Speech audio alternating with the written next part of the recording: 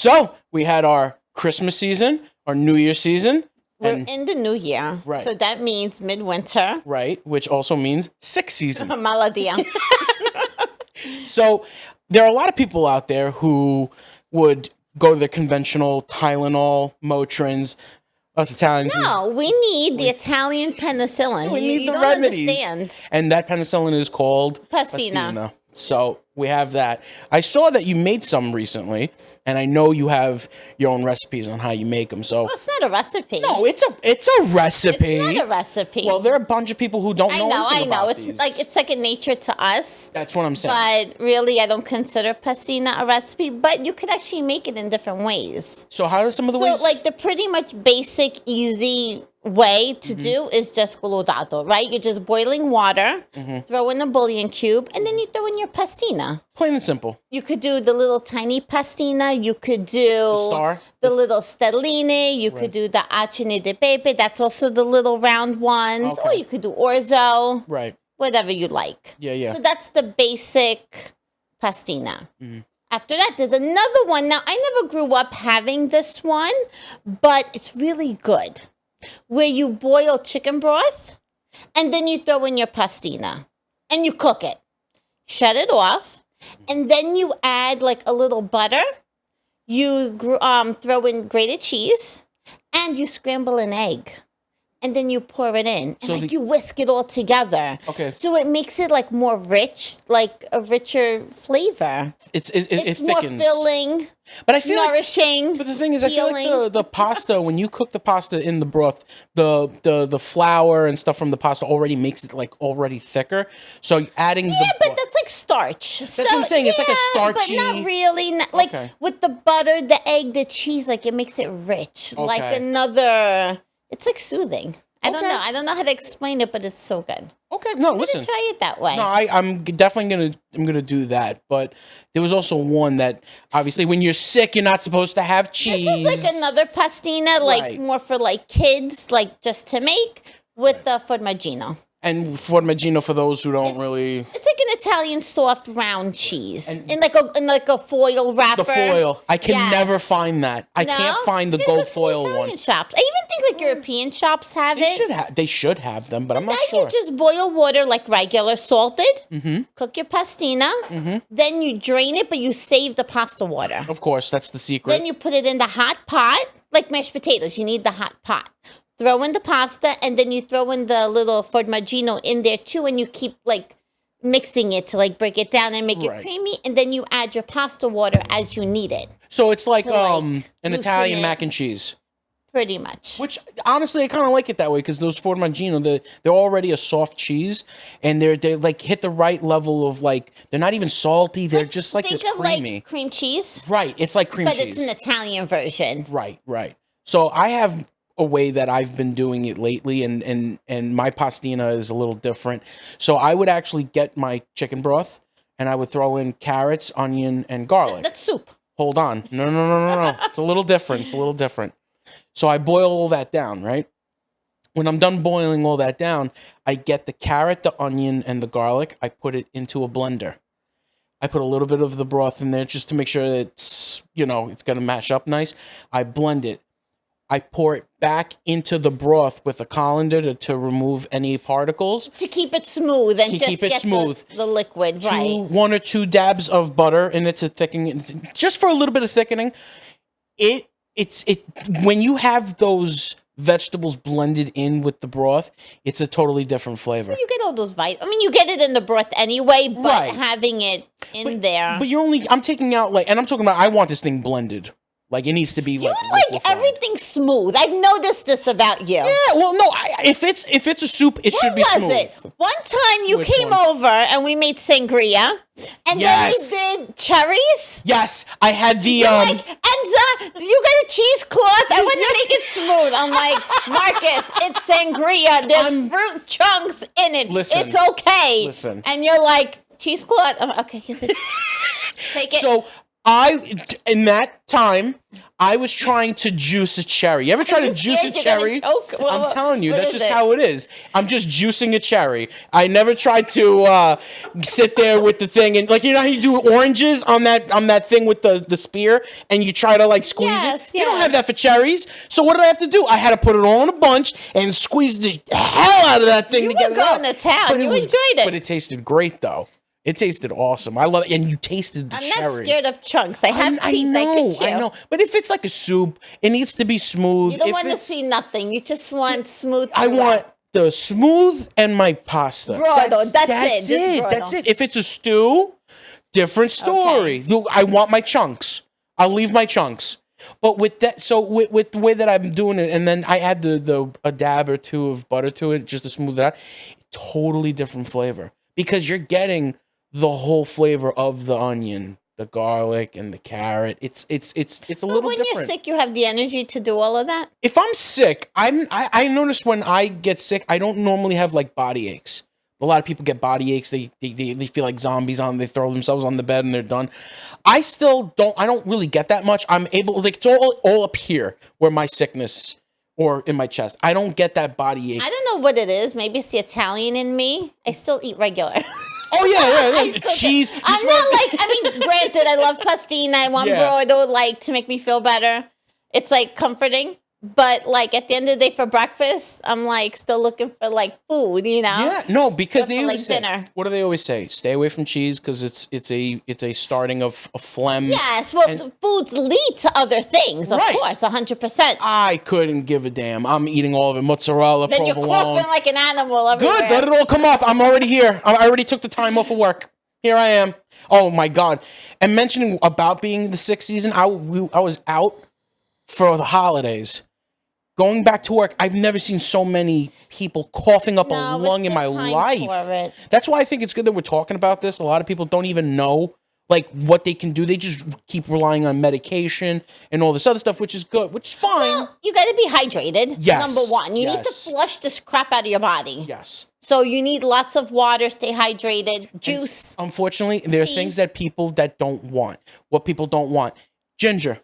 Sorry, but it works. Ginger is so good for you, but I'm one of those people. I know. You're a ginger lover? I not lover. I will take it when I have to. Do you buy the root vegetable, like the root vegetable? That's what it is, right? When I do my stir fry, I do it. Okay, yes. Do you buy it and keep it home? Not okay. That's not one of my stocks. No, because they go bad. They do go bad. So I only buy it, I forget to use it. That's happened to me a couple of times where I'm like, fuck. But that's the thing. Like turmeric. Turmeric. No. I know what you're saying. Listen, I buy these teas, these crystal teas, and they have one with ginger, and then they have one with ginger and turmeric, right? I know ginger has many health benefits. Absolutely. Turmeric does too. Do you know what I like? Honey and lemon. That's it. Yeah, but I'm good. But the honey and lemon, listen, why? Honey soothes while lemon disinfects. I get it. I get it. Kill the germs. All throughout. But it's not just that. But there's another one. What happens when you have an upset tummy? That our parents used to do. 100%. I love bay leaf. So that's what it is. It's bay leaf. It's water with bay leaf. All you're doing is just boiling water, and you just drop a bay leaf in there. So when it like boils, like it the herb goes through the water. And when the taste that you're getting, what do you pour it in your cup, right? And you put a little sugar in it. So that adds the sweetener, to drink it better. It's bitter normally. Not that it's bitter; it has an earthy flavor. Right. I use this word all the time with you, but bay leaf is so earthy. Yeah. And it has that flavor. I guess it's not a flavor that a lot of people like. No, so definitely not. If you just do a little sugar, it makes it really good. I'm sure. And listen, I think you could replace the sugar with honey if you really are not a fan. Never done that. So I have, because I noticed that there's like levels of sweetness, not just more sweet. It's a different kind of sweet. That's why people go generally with the honey. Because it's a more, how can I say? I feel like the regular sugar is like the granulated sugar is a very basic type of sweet, while honey is a more complex sweet. I guess you could use whatever sweetener you like, right? But you know what we used to do when we had sore throats? We used to get an espresso cup. It was one of my dad's remedies. What's his home remedy? Believe me, I got another one after that one.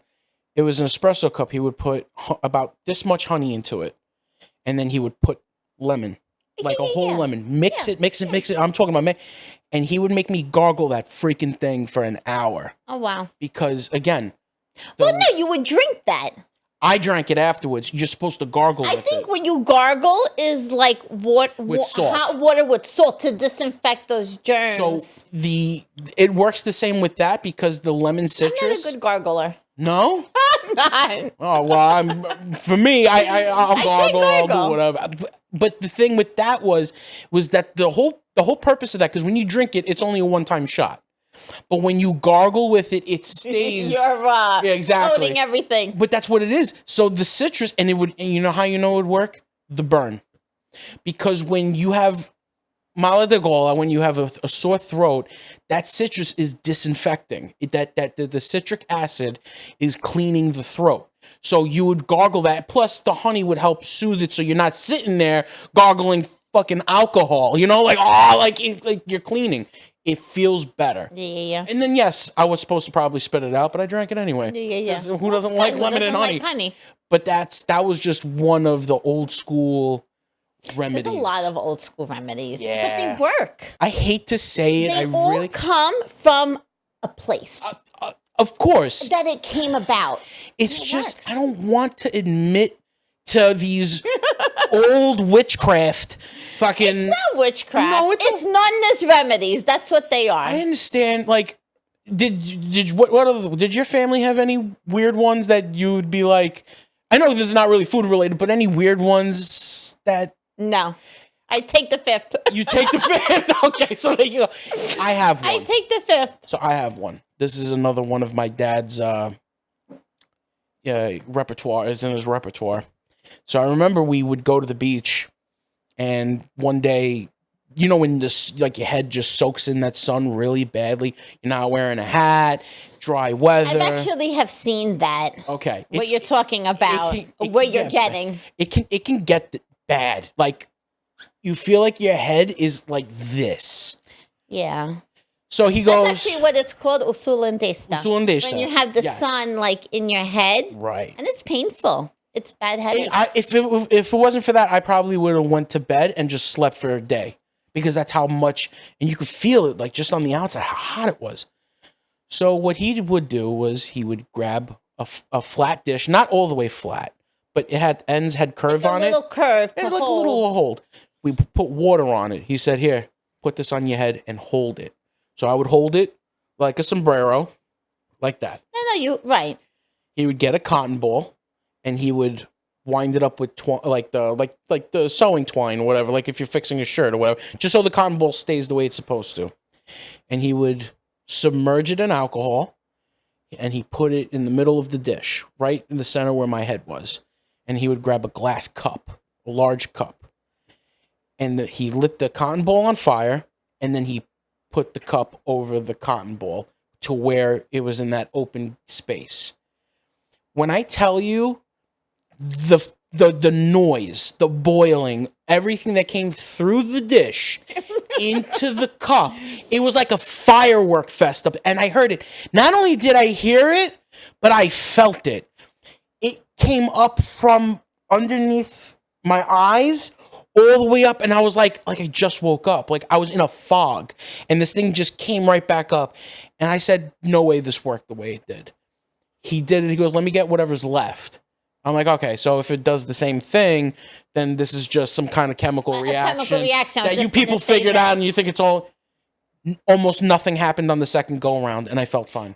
Which I think is crazy, is that you actually remember this. I'll never forget it. And the feeling that you had of it happening to you. Of it just getting pulled out of my head? Yeah, I'll never forget that. That was I was under 16 years old. I'm 33. I'll never forget that. That's crazy. But so now is it witchcraft? Oh, 100% witchcraft. I don't care what anybody says. It's like remedies that help. Listen, when I used to bite my lip, and because I would bite it, and the inside of your mouth, right here, just right, not on the inside, but like right here, and it would be bleeding. Pinch of sugar, leave it on there, And the sugar No, coagulated the sugar, it. like why? Yeah, it That's seals what it was. it. And You know how many people don't know about that? They just let it bleed or they put a napkin on true there? story. When I was little, a cousin of mine, she was over, and I guess we were running around, playing around the table. She had very pointy teeth or something. What, Her like the teeth, canines? yeah. And the way she fell, she stabbed her tongue. Jesus. Like it wasn't like hanging or anything. No, but no. She had cut her tongue. Like I remember, just pour that sugar over it, and it stopped it. Yeah. Like it really does. Coagulated. And a lot of people don't know that. Yeah. Like just the basic household ingredients, is so helpful. Definitely, 100%. That or you have malocchio on you. I don't know. Well, I don't want to go into the whole family thing, but Somebody hated you. Yeah, right. But no, so home remedies I think need to come back. There's too much reliance on pharmaceuticals. There's too much reliance on, like, don't get me wrong, I'm not over here going like no vaccinations. No, we're not about that. There should be home remedies. Home natural things are so much better for you than just off the counter stuff. And listen, if off the counter stuff is what you go for, your NyQuil, it's actually been said that these NyQuils, DayQuils, all these over the counter stuff, they do nothing. Are you aware of that? The stuff that's in them. Tylenol is one thing, but they were saying all these other things, these that help with sinuses, and it's all BS. It's been already proven that none of these things work. All they do is knock you out. It knocks it out, or it makes the symptoms more bearable. But right? they don't actually help. And it still takes like 7 to 10 days to pass anyway. So then what's at the that point, difference why'd you of not even taking anything, right? That's the point. Like cough, it lingers. It has to pass on Oh my its God! own. Do you remember the 100-day? We had that 100-day cough. You went at the same time, right? I think we were coughing for like 6 months together. Sound like a couple I'm of like kids. pumping Madeline, like it's going out of style. Oh my God. All right, No, I so do on that remember. note, Yeah. stay hydrated. Stay hydrated. Drink your orange juice. And stay healthy, please. Stay healthy.